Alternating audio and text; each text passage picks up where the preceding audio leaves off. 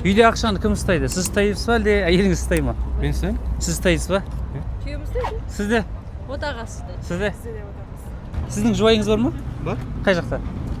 Сіз жақын келсеңізші бері. Біреусі айтады, ер адам ұстаса құрып қояды дейді. Әйел адам ұстаса ұзаққа жетеді дейді да. Не өзіңіз не дейсіз? Білмеймін. Отағасы ұстағанда өйткені мен құртып қоямын бізде. Сіз құртып қоясыз ба? Сіз ұстасаңыз құртпайсыз ба? Иә, эконом. Эконом бола ма?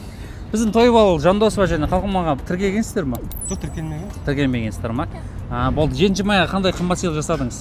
Не жасадыңыз? Сағат алып бердім. Сағат алып бердіңіз ба? Ой, болды. Міне Тойбал біздің мейрамханамыздың атынан сіздерге мына Instagram парақшаға тіркеле кетіңіздер. 7 май күні или одан бұрын да қалаған уақытта келсеңіздер болады. Мынау 10 мың теңге сертификат сіздерге. Ух ты!